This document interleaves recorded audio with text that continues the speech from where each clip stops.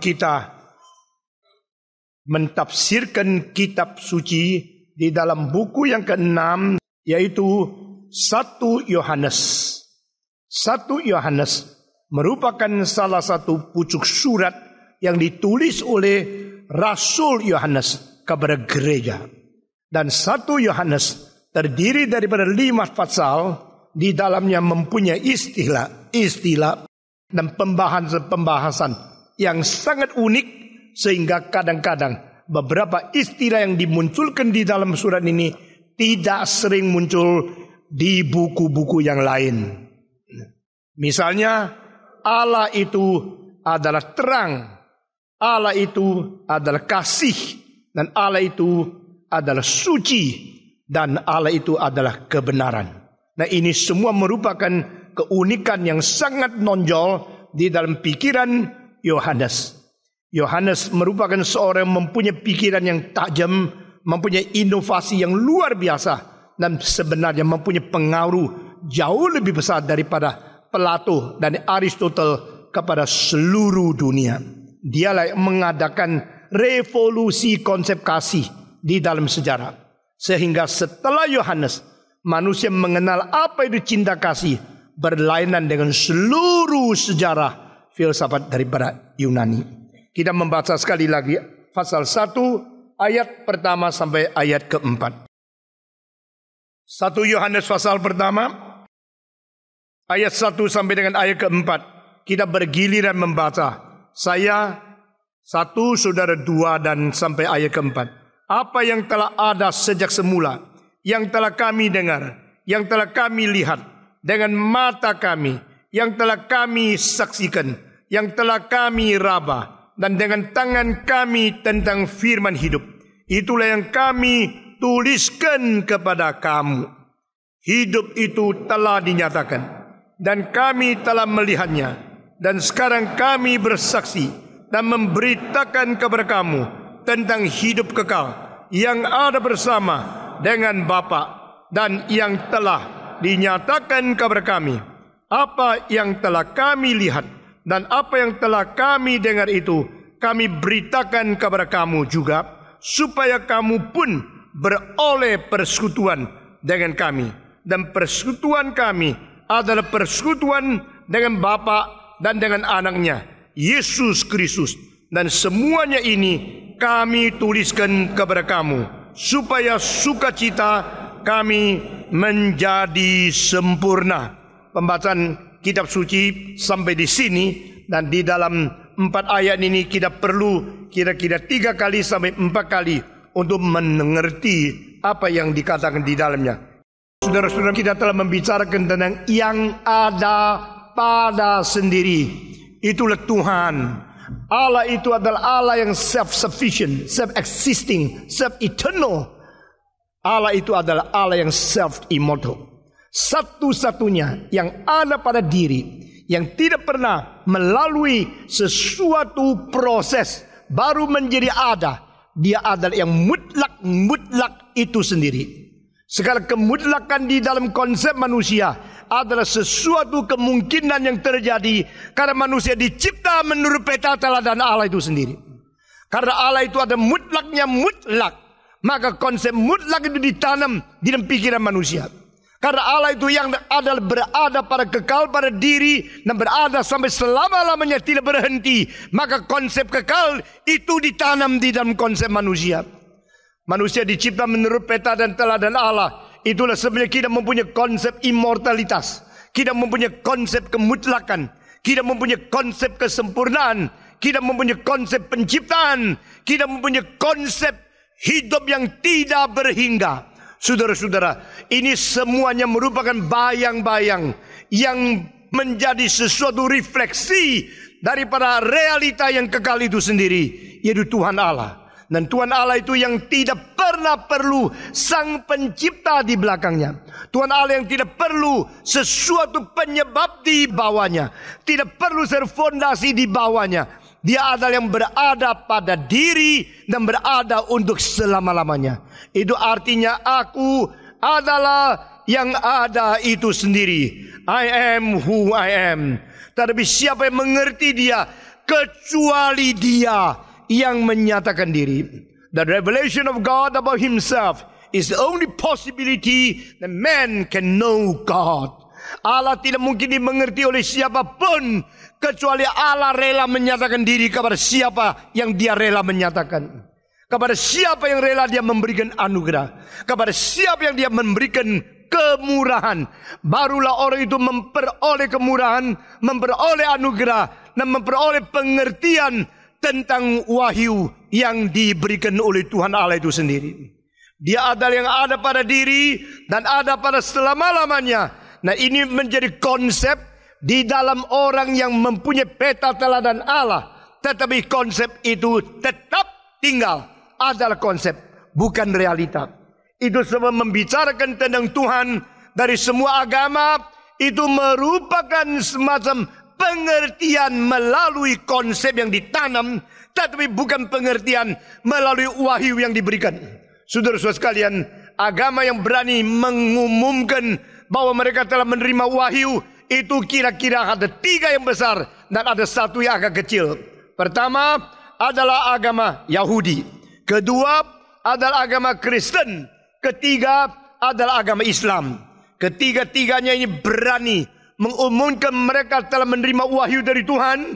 Tetapi satu lagi yaitu Zoroasterisme daripada Persia yang kuno. Dia juga mengatakan Zoroaster atau Zarathustra. Dia mendapatkan wahyu di dalam gunung melalui seorang dewa yang namanya Ahura Mazda. Nah, saudara-saudara, itu sama sekali tidak berkait dengan ketiga agama yang saya sebut tadi, yaitu Judaisme, Christianity, and Muslim atau Islam. Saudara-saudara, ketiga agama yang klaim mendapatkan wahyu, mereka mengatakan mereka mendapatkan wahyu dari Allah yang Maha Esa. Mereka mendapatkan wahyu dari Allah yang dipercaya oleh Ibrahim. Mereka mendapat wahyu dari Allah yang adalah Maha Kuasa, Maha Tahu, Maha Bijak, dan adalah kebenaran. Nah, saudara-saudara, ketiga agama ini hanyalah melalui perjanjian lama dan perjanjian baru.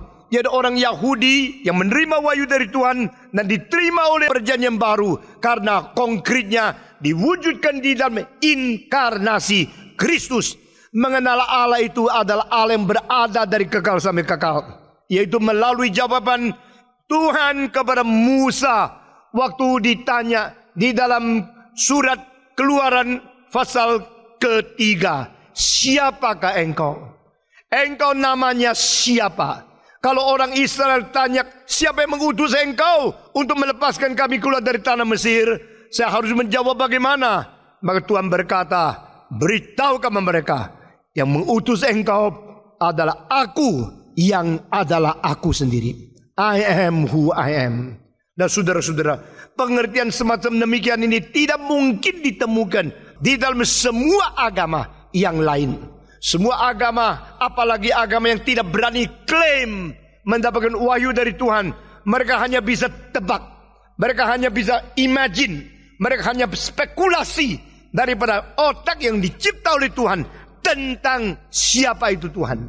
Saudara-saudara sekalian, konsep Allah di dalam semua agama berbeda-beda. Ini membuktikan itulah Allah yang diimajinasikan oleh pikiran manusia.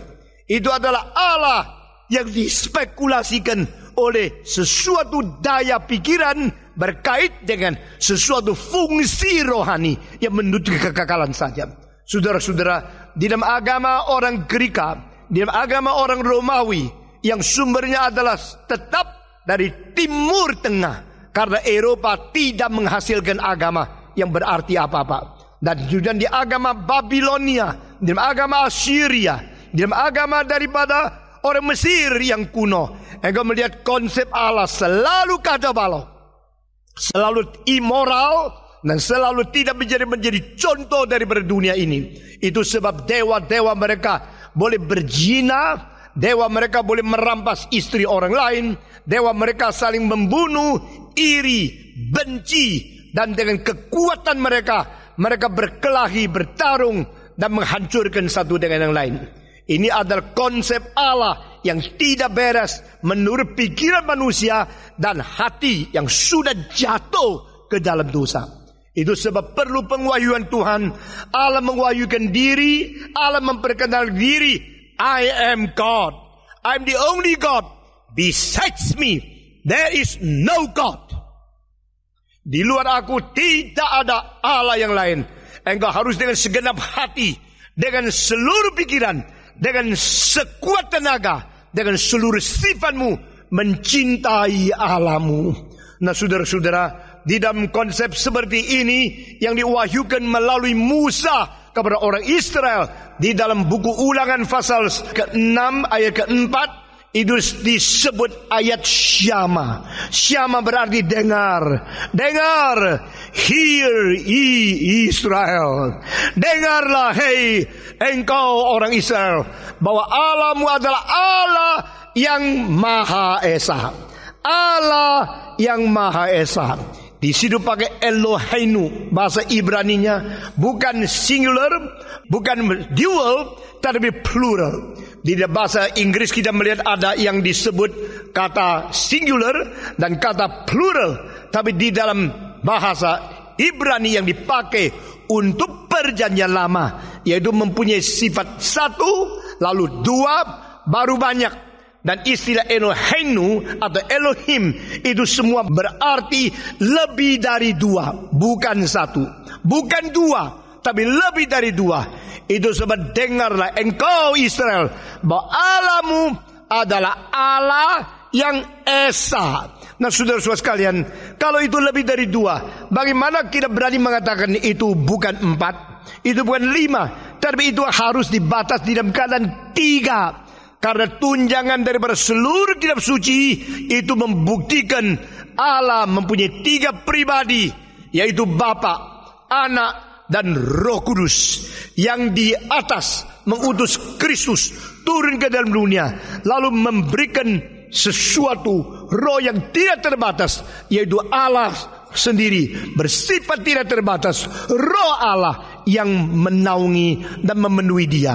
Dan bukan saja demikian, pada waktu berbakti kepada Allah, malaikat serafim menyebut suci, suci, suci, memberikan kehormatan dan memberikan ibadah kepada 3 pribadi, bukan 4. Saudara-saudara, Allahmu adalah Allah yang Maha Esa. Dia adalah Allah satu-satunya.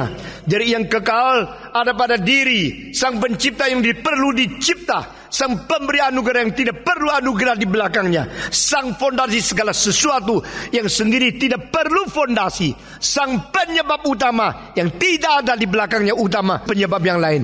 Dia adalah Allah yang Esa. Dan Allah yang Esa ini adalah Allah yang menyatakan diri kepada manusia. Lalu satu hal lagi kita mau tanya, apa bedanya orang-orang bangsa-bangsa sekitar Yahudi menyebut dewa mereka dengan pakai plural? Bukankah ini sama? Saudara-saudara, setiap kali dalam filsafat dan dalam kitab suci ada persamaan. Jangan kira itu sama, hanya lihat lahiriannya saja. Pada waktu agama-agama sama firman Tuhan ada samanya. Jangan kira itu memang sama di dalam derajat yang sejajar. Tidak, mereka mempunyai sesuatu kebiasaan memanggil dewa mereka. Tidak berani memanggil dengan secara single. Mereka harus memanggil dengan plural. Kalau demikian, bukankah dewa-dewa orang kafir juga plural? Plural, plural. Apa bedanya dengan orang-orang Yahudi yang menyebut Allah adalah Allah yang Esa, tetap pakai sifat plural? Apa bedanya? Itu disebut dalam teologi sebagai sesuatu majestic plural, yaitu satu plural yang begitu hormat, sehingga begitu agung. Karena terlalu agung, kita tidak bisa sebut dia sebagai satu, harus sebut sebagai satu yang banyak sekali. Jadi itu satu kemuliaan, cahaya, dan kebenaran yang mempunyai kuasa yang lebih daripada seperti seorang raja. Maka disebut sebagai majestic plural. Tapi ini berbeda sekali dengan Alkitab. Karena itu majestic plural dari orang-orang bangsa-bangsa kafir. Mereka menuju dengan istilah yang sama kepada banyak dewa, sehingga mereka tidak pernah mengetahui apa artinya Esa yang berada di plural itu. Saudara-saudara, itu sebab kita melihat di dalam bahasa Yunani ada dua istilah. Satu adalah persatuan, satu adalah kesatuan. Dari sini adalah keesaan, berarti memang satu adanya, tetapi bukan digabung-gabung menjadi satu. Adalah satu, tapi di dalam diri satu itu esensi dan substansi yang esa, mempunyai tiga pribadi. Ini keajaiban yang sebenarnya sulit dimengerti oleh rasio manusia, tapi kita menerima bukan karena rasio mengerti 100%, tetapi karena Allah telah mewahyukan ini sebagai satu kebenaran yang supranasional, dan melalui iman kita telah meloncat melalui keterbatasan rasio menuju kepada fakta yang diwahyukan oleh Tuhan. Saudara-saudara, itu sebab firman yang beserta dengan Allah yang esa itu sendiri adalah Allah pribadi kedua. Firman yang bersama dengan Allah yang kekal itu sendirinya adalah kekal dari selama-lamanya. Dengan demikian maka kita mengerti firman itu akan menjadi pengantara di tengah-tengah Allah yang tidak kelihatan dengan dunia yang kelihatan. Firman itu akan menjadi pengantara di tengah-tengah Allah yang mutlak dengan manusia yang relatif. Firman itu akan menjadi pengantara di tengah-tengah Allah yang kekal dan manusia yang tubuhnya sementara. Firman itu akan menjadi pengantara di tengah-tengah Allah yang suci dengan manusia yang najis karena berdosa. Di sini firman menjadi penting sekali. Kalau saudara mempelajari ajaran orang Islam, maka mereka juga bicara tentang firman. Mereka juga bicara tentang roh. Tetapi pengertian mereka bukan pribadi. Karena mereka tidak bisa lepas dari berkonsep Allah itu satu, tapi satu yang tidak ada pribadi yang lain.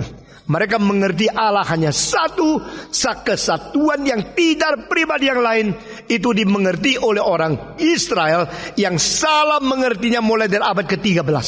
Karena istilah dua itu dibalik oleh seorang bernama Moses Maimonides, sehingga sampai sekarang makin lama makin ketat orang Yahudi tidak mungkin mengerti Tritunggal. Saudara-saudara, kita teruskan dengan kita percaya yang disebut majestic plural adalah Allah yang Maha Esa, sehingga unsur daripada Allah yang mungkin dekat dengan manusia bukan melalui dia sendiri datang ke dunia, tetapi dia datang melalui firman, yaitu pribadi kedua. Pribadi kedua itu adalah Allah, dan pribadi kedua itu adalah pengantara. Pribadi kedua itu adalah menjembatani manusia dengan Tuhan Allah. Dan ini yang menjadi sesuatu ciri khas kekristenan. Saudara-saudara, selama saya hidup, saya akan berjuang sampai orang yang mendengar khotbah saya mengerti why you are Christian. What are you believing? Why you should fight and preach the faith and the message given by God to you. Mengapa kau menjadi orang Kristen? Apakah yang kau percaya?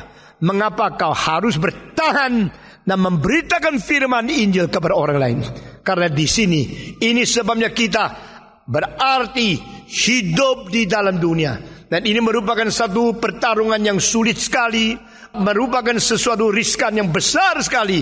Tapi kita harus berusaha memelihara ini, harus mengerti tuntas tentang ini, bukan ikut-ikut saja. Saudara-saudara, barang siapa yang ikut kebaktian saya, dia biar mengetahui dia harus mempunyai hati yang sungguh-sungguh merindukan firman, dan sungguh-sungguh merendahkan diri, dan sungguh-sungguh mengkosongkan jiwanya untuk menerima kebenaran dari Tuhan. Sehingga ini akan menjadikan engkau orang yang mempunyai kekuatan iman, berdiri di dunia dan bertahan sampai selama-lamanya. Saudara-saudara, firman akan ke dalam dunia. Ini diwahyukan di perjanjian lama. Firman sudah datang di dunia. Ini pada waktu inkarnasi Yesus Kristus. Firman akan diberitakan ke dalam segala zaman. Ini adalah sesuatu unsur pokok dari arus sejarah. Dan firman membawa kita kembali ke surga pada waktu dia datang kembali. Saudara-saudara, dengan demikian firman itu menjadi ciri khas kekristenan, dan firman itu menjadi keunikan yang menyatakan iman sejati di dalam sejarah. Itu sebab pada pasal ini ayat ke-1 dikatakan, apa yang telah ada sejak semula, yang telah kami dengar, yang telah kami lihat dengan mata kami, dan telah kami saksikan, yang telah kami raba dengan tangan kami tentang firman hidup. Nah, saudara-saudara, tidak ada di buku agama yang lain bahwa firman itu bisa dilihat, firman itu bisa didengar, dan firman itu bisa diraba, dan firman itu pernah hidup bersama dengan manusia. Itu disebut firman hidup. Di sini sudah muncul istilah firman digabung dengan hidup. The word of life. The truth of life. Di dalam seminar-seminar yang lampau-lampau, saya mengatakan Allah adalah subjektivitas kebenaran yang berkepribadian. The subjectivity of the truth in person. Nah, ini adalah istilah yang tidak pernah muncul di buku apa saja, kecuali saya cetakkan menjadi buku. Saudara-saudara, the subjectivity of the truth is not only truth, is the life itself within truth, is the person within truth, is all the attribute of God within God's truth, in God's life himself. Subjektivitas daripada kebenaran di dalam kepribadian, itu namanya Tuhan Allah. Jadi Tuhan Allah bukan topik dari filsafat. Tuhan Allah bukan semacam khayalan imajinasi. Tuhan Allah bukan semacam diskusi di dalam filsafat agama. Tuhan Allah itu adalah sesuatu kebenaran, dan kebenaran itu yang menjadi induk segala kebenaran. Nah, kalimat ini sudah muncul di banyak buku. All truth is God's truth. Segala kebenaran itu merupakan kebenaran daripada induk kebenaran, yaitu kebenaran yang satu-satunya, kebenaran yang menjadi fondasi, kebenaran yang menjadi sumber segala pengertian kebenaran. Kebenaran itu ada pada diri. Dan saudara-saudara, itu kebenaran adalah kebenaran yang bagaimanakah? Maka dimengerti oleh Konghucu sebagai tahu yang saya ingin mengetahuinya. Disebut oleh Lao Tzu sebagai tahu yang mendahului langit dan bumi. Yang disebut oleh Logos di orang Greka oleh dua aliran filsafat, dari seorang yang namanya Heraklitos, memulai satu sayap yang disebut the philosophy of becoming. Segala sesuatu berubah, dan perubahan segala sesuatu itu merupakan sesuatu prinsip yang tidak berubah. The only thing unchanged is everything is changing. Itu artinya, jadi segala sesuatu berubah. Inilah satu hal yang tidak berubah. Dari kekal sampai kekal, segala sesuatu berubah. Nah, inilah yang tidak pernah berubah. Sampai beribu-ribu tahun sama, sampai berjuta-juta tahun sama, sampai selama-lamanya sama. Segala sesuatu berubah. Ini prinsip tidak perubahan. Nah, konsep ini apakah bersifat konflik antara diri dengan sendiri, atau konflik di dalam keadaan yang tidak beres, atau ini merupakan sesuatu paradoks yang akan diutarakan oleh Heraklitos. Zamannya Heraklitos belum ada istilah paradoks. Istilah paradoks muncul pada zamannya Parmenides. Dan saudara-saudara sekalian, berarti segala sesuatu berubah. Itu dari dulu sampai sekarang, itu tidak berubah. Saya ambil contoh, anak kecil pada umur 1 sampai 2 suka coba-coba pakai sepatunya mamanya, atau pakai sandal papanya. Lalu kaki yang kecil masuk ke dalam sepatu besar, ekornya panjang. Yang kalau dia lucu sekali, lalu dia keret, engkau lihat lucu sekali ya. Ini anak kok jadi orang besar, kakinya kecil masuk sepatu. Engkau bilang ini inovasi dia, wah pinter. Bukan, sebelum dia engkongnya juga begitu. sebelum engkongnya nenek-neneknya juga begitu. Jadi itu unchanged, tidak ada perubahan dari dulu sampai sekarang. Semua anak kecil suka pakai sepatu orang dewasa, kadang-kadang pakai baju orang besar, jaketnya orang tua dipakai sampai kedua tangan itu seperti sayap malaikat yang sudah rusak begitu ya. Nah saudara-saudara, itu sesuatu yang unchanged, tetapi itu change terus. Nah ini disebut logos, yang adalah seperti api. Heraklitos mengatakan api itu seperti obor. Kalau engkau melihat terus, tidak pernah melihat ada detik yang sama, bentuknya obor yang sama itu. Jadi kalau pakai peristiwa sekarang, pakai pengalaman sekarang, engkau foto api obor yang sedang nyala-nyala, apalagi ditiup oleh angin, dan engkau ceret, foto 1 juta biji. Setelah dicuci sampai uangmu kurang, rumahmu jual, baru bisa after semua foto itu. Lalu coba dibandingkan 1 juta foto api itu, tidak ada satu yang bentuknya sama. Betul tidak? Itu namanya logos. Menurut Heraklitos, logos itu adalah sesuatu dalil perubahan yang mengakibatkan seluruh panca fenomena di seluruh dunia ini terjadi. Tetapi ini merupakan sendiri berdasarkan sesuatu prinsip yang tidak ada perubahannya. Itu adalah pertama kali logos dipakai di dalam orang Greka. Jadi Kongfucu memakai Tao, Lao Tzu memakai Tao, orang-orang Heraklisian memakai Tao, mempunyai konsep-konsep berbeda. Lalu sesudah itu Greka disusul dengan Stoicisme. Stoicisme mempunyai pikiran jauh lebih matang daripada Heraklisian School. Dan dia mengatakan yang disebut firman, yang disebut logos, itu adalah induk ratio seluruh umat manusia. Itu ada induk ratio seluruh alam semesta. Sehingga rasio induk itu namanya logos. Lalu kita yang berrasio namanya logikos. Rasio induk itu rasio besar, rasio manusia itu rasio kecil. Kita semua punya rasio kecil untuk memikirkan induk kita yang besar itu apa artinya. Maka semua orang di dunia pada saat tertentu mencari kebenaran, merenungkan makna, mau mencari arti hidup, supaya ada satu gabungan antara diri kita dengan kebenaran yang sebenarnya adalah induk. Dengan contoh, kalau seorang membawa satu gentong air, jalan karena goyang-goyang, maka air dari gentong itu keluar dan ciprat kemana-mana. Kemana-mana ada tetesan air, berjuta-juta air, sampai gentong itu sisanya tidak sampai separuh. Namun meskipun demikian, yang masih ada sisa tidak sampai separuh itu tetap adalah induk. Lalu yang ciprat di mana-mana itu adalah keping-kepingan atau tetesan yang berasal daripada induk itu. Menurut Stoicisme, maka yang disebut logos itu adalah induk kebenaran, induk daripada rasio yang besar itu. Tetapi kita dapat cipratan, maka jadi manusia. Yang tidak dapat kecipratan jadi monyet. Ya.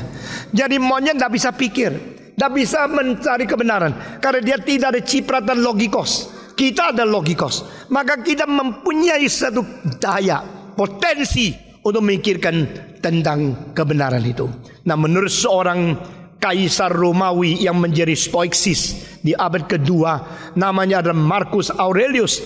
Dia tulis sepucuk surat kepada kawan yang akrab dengan kalimat begini: setelah saya mati, jangan nangis, jangan kira ketidakberadaan saya sesuatu kesedihan, karena saya adalah kembali ke induk logos itu. Sebagai logikos yang pernah diciprat dari induknya, sekarang kembali ke berasal, sehingga saya akan bersatu dengan kebenaran itu sendiri. Nah, ini pikiran daripada orang Greka yang lebih matang daripada Heraklisian School.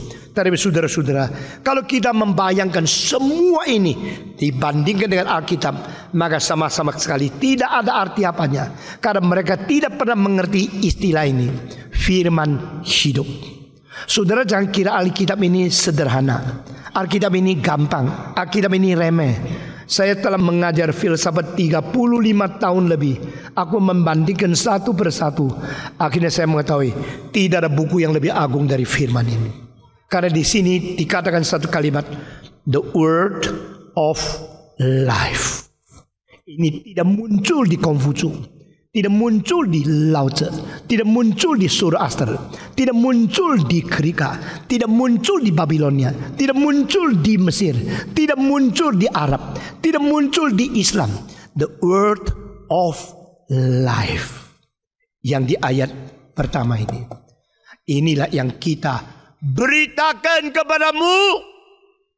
Minggu lalu saya berkata, jikalau orang hamba Tuhan sudah belajar teologi lalu mengabarkan firman, akhirnya hidupnya tidak disalurkan melalui firman yang diberitakan, dia tetap seorang hamba Tuhan yang gagal.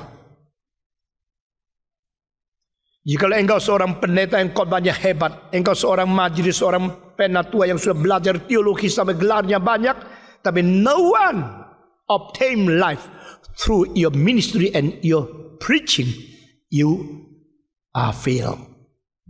Saudara-saudara, Yohanes mengatakan, kami memberitakan yang ada pada diri, yang ada dari semula, yang ada bersama Tuhan Allah. Itu firman yang hidup, kami beritakan kepada engkau. Ini bagi saya satu hal yang luar biasa besarnya. The word of life, the truth of life is God. If God is the subjectivity of the truth in person, then the word from God is the word of life to be conveyed, to be delivered, to be preached to us. Ini yang diberitakan kepada kita. Maka dengan konsep inilah saya mentelaah, menjelaskan kitab suci sebagai organic theology, bukan sistematik. Sistematik hanya mensistematiskan, tidak menyatakan sifat daripada firman itu sendiri. Istilah sistematik satu hasil daripada Aufklärung. Dan Aufklärung saya kira keliru. Saudara-saudara, Aufklärung itu telah menjadikan rasio utama. Lalu dari rasio untuk mengadili segala sesuatu termasuk kitab suci. Rasio itu sudah diangkat menjadi berperan seperti Tuhan Allah. Sehingga rasionalisme pasti melawan Tuhan. Nah, rasionalisme yang tidak mau mentaklukkan rasio di bawah takhta Tuhan, tak mungkin dia mendapatkan pencerahan yang sejati dan mengenal kebenaran yang tuntas. Saudara-saudara, when you stand under God, you are possible to understand God. If you do not want to stand under God, you will surely never understand God. Mau ikut saya? To understand God, we should stand under God. Semua. To understand God, we should stand under God. Waktu engkau berdiri bawah Tuhan, mentaklukkan diri, menerima wahyu, maka kebenaran itu akan menjadi sesuatu hidup yang disalurkan kepada engkau. Anugerah Tuhan akan dicurahkan kepada engkau. Kebenaran itu akan dengan rela Tuhan bagi-bagi kepada engkau. To stand under God is the way to understand God. Tidak ada jalan lain. Pada waktu Pilatus berusaha berdiri di atas Tuhan Allah dan menghina Kristus, tak mungkin dia mendapatkan pengertian kebenaran. Meskipun Kristus mengatakan di hadap dia, aku datang untuk menjadi kesaksian kebenaran. Tetapi dia tidak mungkin mengerti karena dia stand above God. He didn't want to stand under God, so he will never understand God. Saudara-saudara sekalian, firman hidup disalurkan, diberitakan, diberikan kepada kamu yang mendengar firman. Nah, inilah sebabnya 1 Yohanes ditulis. Saudara-saudara sekalian, dia mengatakan, kami akan memberikan kepada engkau firman yang kepada kami lihat, pernah kami dengar, pernah kami raba. Atau dengan istilah lebih jelas lagi, firman itu karena kami pernah dengar dengan telinga sendiri, dan kami pernah mengamati dengan mata yang memperhatikan sungguh-sungguh secara sendiri, dan pernah dengan tangan kami menjamah dia secara sendiri. Ini artinya, jadi istilah lihat dan dengar bukan seperti dengar angin lewat. Saudara-saudara, ada orang dengar musik mesti suara kecil sekali. Karena apa? Dia tidak mau belajar musik. Dia cuma mau enak-enak supaya hidupnya enak. Saya kalau dengar musik perlu keras sedikit. Saya mau dengar harmoninya bagaimana. Saya mau dengar counter punya bagaimana. Saya mau dengar itu ritmanya bagaimana. Itu bagi saya studi. Jadi kalau kecil itu background music. Itu hanya untuk entertainment. Bagi saya tidak bisa. Itu sebab seumur hidup saya dengar musik lebih keras dari orang lain. Dan di situ saya mengamati setiap beat bagaimana bikinnya.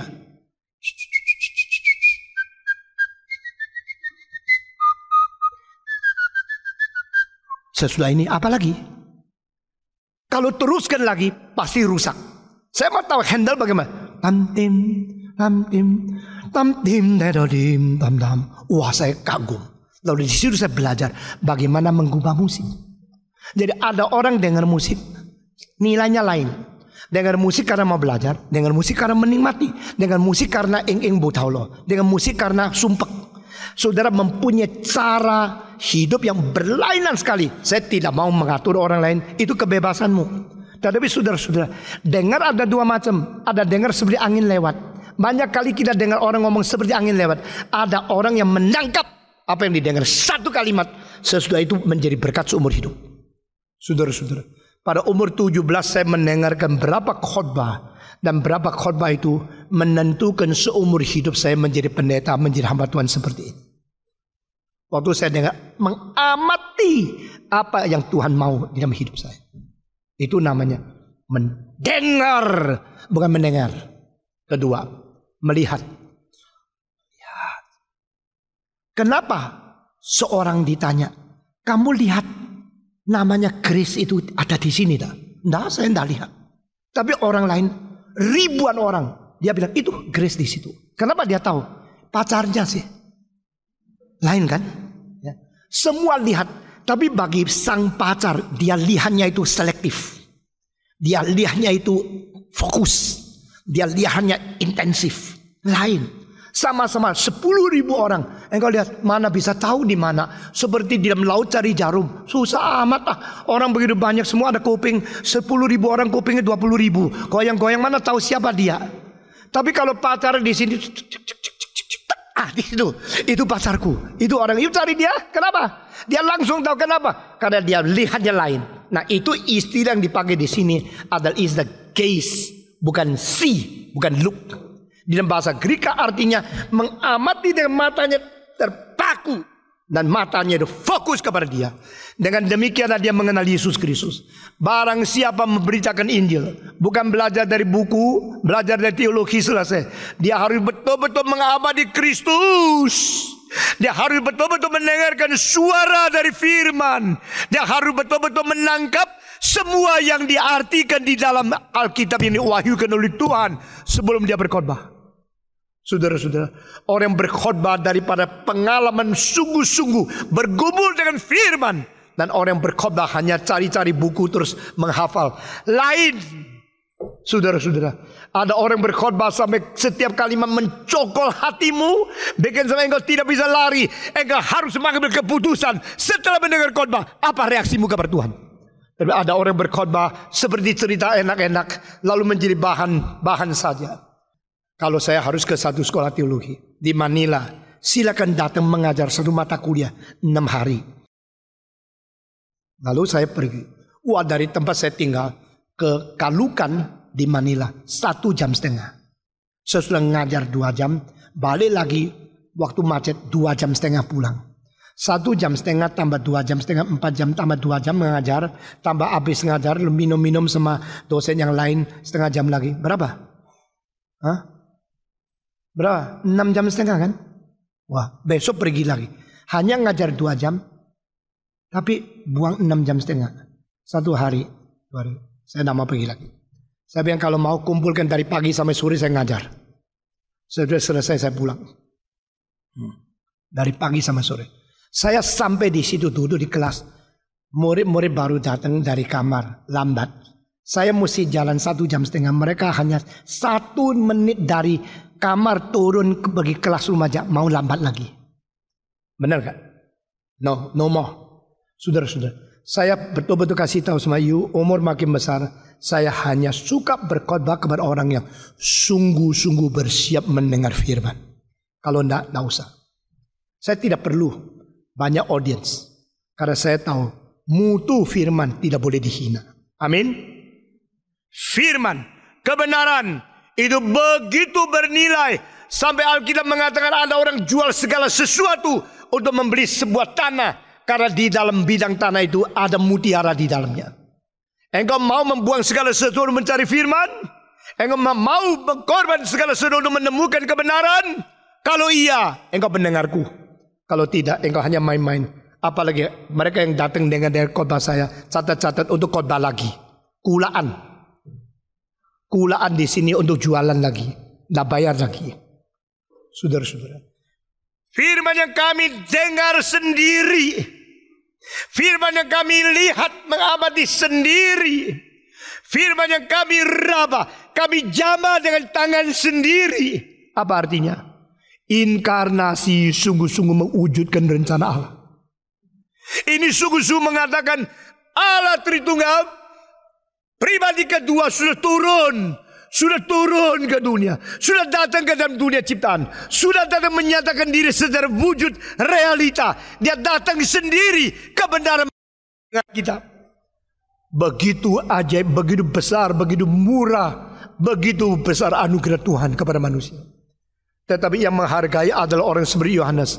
Kami melihat sendiri, kami mendengar sendiri, kami menjamah sendiri. Sekarang kami beritakan kepadamu. Saudara-saudara, kalau engkau beli barang 2 juta, engkau ingin menjual 3 juta, ada untungnya kan? Kalau ada untung, buat apa berdagang, bukan? Tetapi justru yang berharga tidak tentu bernilai. Yang paling bernilai selalu tidak berharga. Kamu sudah melihat firman turun dari surga ke dunia. Kami menjamah mendengar sendiri. Sesudah itu firman ini kami beritakan kepada engkau. Get free and give free. Free. Tidak usah bayar. Kebenaran diajarkan ke dalam dunia tidak usah bayar. Tadi banyak orang karena tidak usah bayar mulai menghina. Ada orang yang bukan menghina tapi menghargai karena begitu bernilai kok kenapa tidak ada harganya. Justru Tuhan pakai pancingan ini untuk mendapatkan orang yang sungguh-sungguh menghargai atau membuang mereka yang menghina. Ini bijaksana Tuhan. Saudara-saudara, coba tanya, nasi sama air mahal mana? Ayo jawab.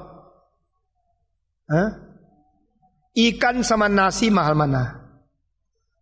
Jawab dong, masa gitu udah tahu ah. Sama dari makan nasi enggak tahu. Nasi sama air mahal mana? Nasi. Air sama udara mahal mana? Air. Ini orang-orang berani jual air ya. 300 cc lebih mahal dari bensin 1 liter. Sekarang bensin sudah naik sih. Saudara-saudara. Sekarang saya tanya, udara sama air mahal mana? Mahal air. Udara berapa harganya? Nggak ada harganya. Air sama nasi penting mana? Oksigen sama air penting mana? Kenapa yang makin mahal makin nggak ada harganya? Yang makin penting makin murah. Heran ya. Coba kalau Tuhan putar balik, ya, lalu akhirnya orang-orang bisa menahan menjual oksigen.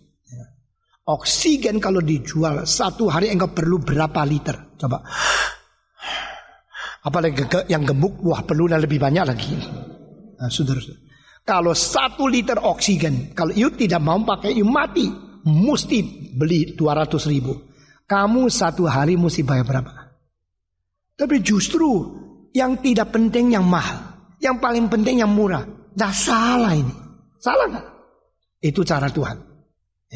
Tuhan kenapa suruh engkau makan mesti bayar? Supaya engkau jangan kira anugerah itu boleh enak-enak di foya-foya, dihambur-hamburkan. Itu saja. Supaya engkau dengan keringat baru ada makan. Engkau tahu ada sedikit kewajiban yang akan lakukan. Tetapi Tuhan tidak perlu saudara bayar oksigen yang kau terima dari lahir sampai mati. Itu sebab janganlah kita menjadi orang bodoh menganggap yang mahal berharga, yang tidak mahal tidak berharga. Saudara-saudara, banyak wanita suka pakai barang yang terkenal, Ferragamo, Christian Dior, mesti yang mahal-mahal. Padahal tidak perlu. Bukan tidak ada nilainya, tidak begitu perlu. Ada hal yang mirip sama, tapi harganya cuma separuh. Saya ambil contoh, itu arloji yang memakai mesin nama Vojo 7750 itu kira-kira lebih daripada 500 pabrik. Lalu ditaruh di dalam merek ini jualnya $600. Ditaruh di dalam merek itu jualnya $30,000. Mesinnya sama. Sama-sama pabriknya, sama-sama bahannya, sama-sama seluruhnya sama. Cuma dialusin sedikit, lalu ditaruh di merek yang terkenal, terus dikasih 18 karat, dinaikkan jadi 30.000. Ya. Jadi kita kadang-kadang tertipu oleh harga, tapi kita tidak mengenal nilai. Nilai sama harga selalu kontra. Yang bernilai tidak tentu berharga tinggi. Yang berharga tinggi tidak tentu bersubstansi dan bobot yang tinggi. Yang paling murah dan paling berharga hanya satu, keselamatan Yesus Kristus. Semua 1, 2, 3. Yang paling murah dan paling berharga hanya satu, yaitu keselamatan Yesus Kristus.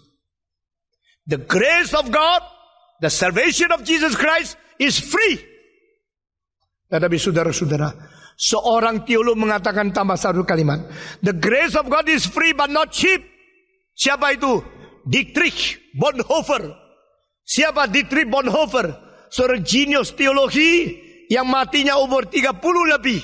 Digantung oleh pemerintah Hitler 2 minggu sebelum Hitler bunuh diri tahun 1945. Teolog ini luar biasa. Dia orang Lutheran. Dan dia menemukan banyak orang Kristen mempermainkan anugerah, khususnya orang Lutheran. Karena apa? Karena Luther memikirkan tentang satu hal, sola gratia. All by the grace, all free. Maka orang Lutheran kadang-kadang salah ngerti kalimat itu, mempermainkan anugerah. Lalu dia menulis satu buku. Buku itu namanya The Cost of the Discipleship. Cost. Berarti ada harga yang harus dibayar. Menjadi orang Kristen bukan everything free. Ada harga yang dibayar. Saudara-saudara, engkau menghargai anugerah Tuhan? Tidak. Banyak orang waktu baptisan memberikan persembahan sulung. Ada yang jutaan, ada yang $500. Untuk parkir pun tidak mau 500. Untuk Tuhan. Itu namanya seumur hidup satu kali dibaptiskan memberikan persembahan sulung. Coba pikir engkau berapa menghina anugerah Tuhan. Engkau bilang, itu bukankah seorang janda memberikan 2 keping perak dipuji oleh Tuhan? Lu janda. Betul, lu janda. Dan tahu enggak, janda 2 keping perak itu boleh memelihara seluruh keluarganya 1 hari 3 kali makan. Kalau janda itu mempunyai 5 anak, 6 orang makan 3 kali sepanjang hari. Itu perlu 2 keping. 2 keping uangnya kecil. Itu sama dengan sekarang berapa? Kalau kamu makan 1 orang 10.000 umpama, paling murah. Lalu 5 orang 60.000, 3 kali adalah berapa? Nah, itulah harga upah 1 orang untuk menghidupkan seluruh keluarga. Itu 2 keping. Kita di dalam penilaian kacau luar biasa. Yang berharga kita anggap tidak berharga. Yang tidak berharga kita berani beli yang mahal. Seorang di Manila pergi ke Tokyo, langsung memberikan uang itu $50,000 beli satu arloji untuk pacarnya. Akhirnya tidak jadi nikah sama dia. Tapi dia memberikan dasi yang sudah bekas, yang sudah pakai berapa tahun untuk pendeta-pendeta di desa. Menghargai apa? Menghargai pekerjaan Tuhan, menghargai Tuhan, mengetahui harga. Yang paling bernilai adalah firman Tuhan, keselamatan Yesus Kristus. Tapi itu free. Lalu si Bonhoeffer, waktu dia menulis ini, The Grace of God is cheap but not free, melalui 2 buku itu, justru dia dipenjarakan. Dia melawan Hitler, akhirnya ditangkap sebagai orang subversif. Lalu dia masukkan ke penjara. Setelah masukkan penjara, apa yang terjadi? Dia mau tulis buku, tidak ada alat. Tidak boleh bawa pen, tidak boleh bawa kertas, tidak boleh bawa kitab suci.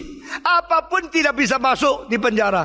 Tetapi hanya boleh baca surat kabar. Lalu dia berkata, Tuhan, saya mau tulis. Sekarang banyak pikiran-pikiran teologi yang penting. Sekarang saya mau tulis di mana? Saya tidak ada pena.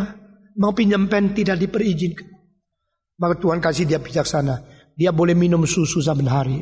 Susunya itu dijadikan tinta untuk dicoret-coret di surat kabar yang dia tulis.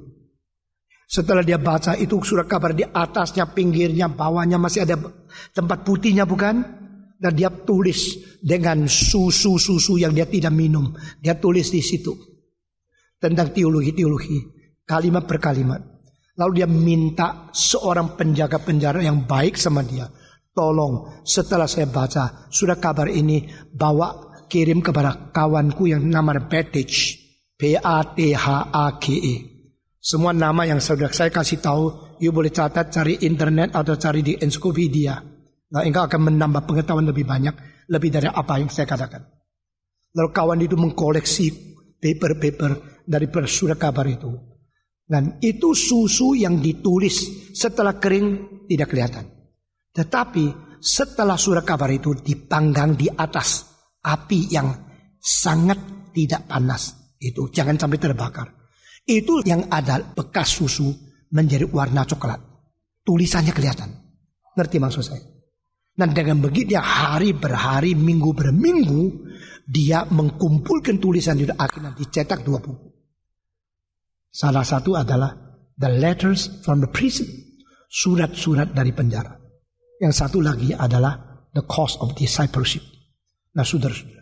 Dan inilah seorang yang akhirnya digantung mati oleh regu Hitler, Dietrich Bonhoeffer. Dia mengatakan, the grace of God is free but not cheap. Anugerah Tuhan itu memang cuma-cuma, tidak usah bayar. Tetapi terlalu berharga. Anugerah Tuhan itu terlalu mahal. Tetapi yang bayar bukan kamu dan saya. Yang bayar adalah Yesus Kristus di atas kayu salib. Amin. Mari kita mencintai dia. Mari kita menghargai dia. Mari kita memperhatikan semua kebenaran yang diberitakan oleh kita untuk mengerti apa itu artinya firman yang hidup. Saudara, dari orang menangani sesuatu tahu dia menghargai barang itu sampai di mana. Engkau kalau dikasih barang yang mahal, engkau sembarangan buang, tahu engkau tidak ngerti. Coba kasih berlian sama anjing, ya ilat-ilat. Tak wangi, tak mau makan dia pergi. Maka Alkitab mengatakan jangan kasih barang suci kepada anjing. Jangan buang mutiara kepada babi. Babi lebih suka mata ikan. Mirip dengan mutiara. Tapi itu yang dia senang, bukan ini. Yang berharga diberikan kepada yang bisa menghargai. Dan saya mau tahu selama saya hidup siapa menghargai pelayanan saya. Saya mau tahu korban saya dan segala sesuatu yang saya kerjakan dengan bermutu tinggi, siapa menghargai. Dan saya mau tahu korban Yesus Kristus di atas salib, siapa menghargai. Saudara-saudara, Yohanes pengatakan yang kami lihat sendiri dengan mata yang mengamati, kami dengar sendiri dengan telinga yang menteliti, kami meraba sendiri dengan tangan kita yang membuktikan itu ada firman menjadi. Inilah firman hidup yang kami kabarkan kepadamu. Saudara-saudara sekalian, orang kalau jual pasir, waktu jual pasir, tambah laung, ya tambah, ditambah berapa banyak? Tambah 1 cetu, tambah pasir 1 cetu. Coba engkau pergi ke toko berlian, sudah beli berlian, tambah dong, dia tambah 1 cetu, tidak mungkin. Tidak ada berlian ditambah 1 cetu, itu berlian 1 sekecil apapun, tidak mungkin ditambah. Itu dihitung lagi berapa. Karena apa? Nilainya lain. Saudara, apakah sebab kita begitu menghina anugerah? Apakah sebab kita meremehkan anugerah? Apakah sebab kita terlalu gampang? Kita terlalu gampang menerimanya. Ini kali saya berkhotbah di kota San Diego. Dan ada seorang berkata kepada saya, Pak Tong, kita setir 6 jam untuk datang dengar khotbah. Dari mana? Dari Tucson, dari Arizona. Mereka bilang sudah 20 tahun engkau tidak pergi ke Arizona. Dan kita terakhir dengan engkau adalah di kota Phoenix. Saya masih ingat hari itu saya keringat buntet karena kota Phoenix 115 derajat. Tinggi sekali suhunya, panas luar biasa. Kalau tidak masuk rumah AC cepat mati di luar. Itu kota yang paling panas yang pernah saya. Dan saya tidak pergi lagi bukan karena takut panas. Tapi tidak ada pengaturan di situ. Sehingga Mereka bilang kami dari Tucson datang setir 6 jam sampai di San Diego untuk mengikuti ketiga hari kebaktian ini. Kapan mereka pulang? 3 hari selesai malam itu kami akan langsung berangkat lagi. Sampai pagi baru sampai untuk mengejar kerja pagi. Mereka menghargai. Lalu saya berterbang lagi sampai di Colorado. Di luar dugaan saya ada satu laporan lebih mengagetkan saya. Mereka setir dari Kansas City. 11 jam. Dari Kansas City setir 11 jam. Itu jalanan tidak banyak mobil, tidak macet. Dan 1 jam bisa menempuh kira-kira 65 mil. Kira-kira 1000 lebih kilometer. Mereka datang untuk dengar khotbah. Karena apa? Engkau sudah tidak pernah lagi ke Kansas City. Kami yang datang mendengar khotbah. Saudara-saudara, kadang-kadang anugerah Tuhan untuk kita terlalu banyak. Terlalu sering. Sehingga kita membiarkan. Oh, banyak kesempatan. Dan kita boleh ngantuk, kita boleh tidur, kita boleh mengabaikan, kita mentertawakan, kita tidak menghiraukan. Apakah mutiara-mutiara firman yang begitu berarti yang diberikan kepada kita. Saudara-saudara, hari ini saya sudah selesaikan ini yang kuberitakan kepadamu, yaitu yang ada pada semula, yang berada dengan Bapa, yang dari kekal, yaitu firman hidup, yang pernah kami lihat dengan mata kami sendiri, yang kami pernah dengar dengan telinga kami sendiri, yang pernah kami jamah dengan tangan kami sendiri. Yesus Kristus sudah diberitakan kepada engkau. Saudara-saudara, apakah engkau sudah mendapatkan hidup dari Kristus yang sejati itu? Apakah engkau menghargai itu lebih tinggi dari apapun, meskipun tidak ada harga, tapi bernilai tertinggi? The grace of God is free, but not cheap. Because Jesus Christ had paid the price, had paid the cost for you and for me. Mari kita berdoa. Bapa di dalam surga, kami berterima kasih. Pada hari ini kami sekali lagi datang menghadapi hadirat-Mu. Kami telah mendengar sebagian dari firman-Mu. Kami telah mengerti berapa nilai adanya, berapa tinggi adanya, substansi, nilai, harga daripada firman Tuhan yang adalah firman hidup. Biar Engkau mengetuk hati kami masing-masing, memberikan kami pembaruan pengertian, sehingga kami boleh menjadi manusia yang sungguh-sungguh diberkati oleh Tuhan. Dengar doa kami Tuhan. Kami berterima kasih. Kami serahkan semua ini ke dalam tangan Tuhan. Demi nama Yesus Kristus, penebus dan juru selamat kami yang hidup. Amin.